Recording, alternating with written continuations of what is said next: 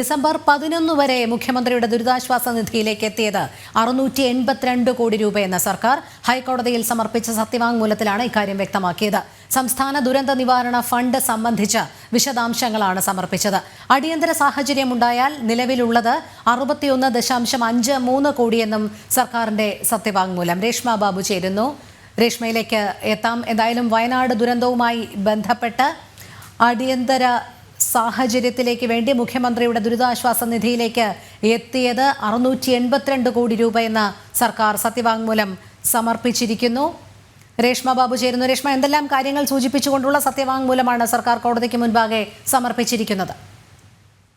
രോഹിണി, ഈ വയനാട് ഉരുൾപൊട്ടൽ ദുരന്തവുമായി ബന്ധപ്പെട്ട് നിലവിൽ എത്ര തുകയാണ് SDRF ഫണ്ടിൽ ഉള്ളത് എന്നുള്ള ഒരു ചോദ്യം നേരത്തെ ഹൈക്കോടതി ഉന്നയിച്ചിരുന്നത്. അതിന്റെ അടിസ്ഥാനത്തിലാണ് സംസ്ഥാന സർക്കാർ ഇപ്പോൾ ഹൈക്കോടതിയിൽ സത്യവാങ്മൂലം സമർപ്പിച്ചിരിക്കുന്നത്. ഡിസംബർ 10 ആ കണക്ക് പ്രകാരം സംസ്ഥാന ദുരന്ത നിവാരണ ഫണ്ടിൽ ബാക്കിയുള്ളത് 700 കോടി രൂപയാണ്. ഈ 700 കോടിയിൽ 638 കോടി രൂപയും വിവിധ ആവശ്യങ്ങൾക്കായിട്ട് സർക്കാരിന്റെ ഉത്തരവ് പ്രകാരം മാറ്റിവെച്ചിട്ടുള്ളതാണ്. അങ്ങനെ വരുമ്പോൾ സ്വാഭാവികമായിട്ടും ഇനി അടിയന്തര സാഹചര്യം എന്തെങ്കിലും സംസ്ഥാനത്ത് ഉണ്ടായി കഴിഞ്ഞാൽ ചെലവാക്കാനായിട്ട് സംസ്ഥാന ദുരന്ത നിവാരണ ഫണ്ടിൽ ഉള്ളത് ആകെ 61.53 കോടി രൂപയാണെന്നാണ് സംസ്ഥാന സർക്കാർ ഹൈക്കോടതിയിലും സത്യവാങ്മൂലത്തിലൂടെ വ്യക്തമാക്കിയിരിക്കുന്നത്. അതോടൊപ്പം തന്നെ കേന്ദ്ര സർക്കാരിനോട് 2200 കോടിയിലധികം രൂപയുടെ എസ്റ്റിമേറ്റ് അടക്കം നൽകിയിട്ടും കൃത്യമായിട്ടുള്ള ഒരു സഹായം, അത് കൂടിയ രീതിയിൽ അല്ലെങ്കിൽ ആവശ്യപ്പെട്ട സഹായം ലഭിച്ചിട്ടില്ല. ചെറിയ രീതിയിൽ തുക മാത്രം കൈമാറുകയാണ് ചെയ്തതെന്നുള്ള ഒരു ആക്ഷേപം സംസ്ഥാന സർക്കാരിന്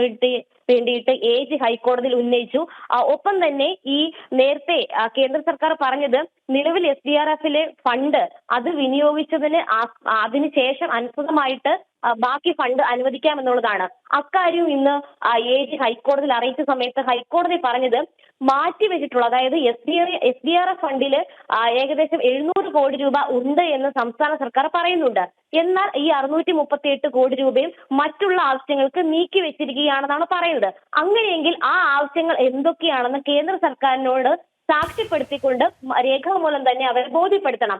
അങ്ങനെയെങ്കിൽ മാത്രമല്ലേ ഈ സഹായം അനുവദിക്കാനായിട്ട് ആർക്കായാലും സാധിക്കൂ എന്നുള്ളൊരു ചോദ്യം ജസ്റ്റിസ് AK ജയശങ്കരൻ നമ്പ്യാർ അധ്യക്ഷനായിട്ടുള്ള ഡിവിഷൻ ബെഞ്ചിന്റെ ഭാഗത്തുനിന്ന് ഉണ്ടാകുകയും ചെയ്തിട്ടുണ്ട്.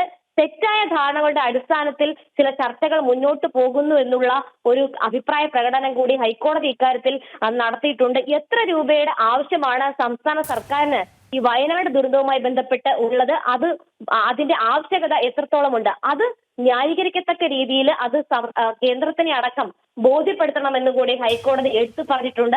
ഹൈക്കോടതിയിലും അത് അക്കാര്യത്തിൽ സംസ്ഥാന സർക്കാർ വ്യക്തത വരുത്തണമെന്നാണ് പറഞ്ഞിട്ടുള്ളത്. എന്തായാലും കേന്ദ്ര സംസ്ഥാന സർക്കാരുകൾ തെറ്റ് ചെയ്തിട്ടില്ലെന്ന് സ്ഥാപിക്കാൻ ശ്രമിക്കുകയാണ് എന്നുള്ള ഒരു പരാമർശം കൂടി കോടതിയുടെ ഭാഗത്തുനിന്ന് ഉണ്ടായിട്ടുണ്ട്.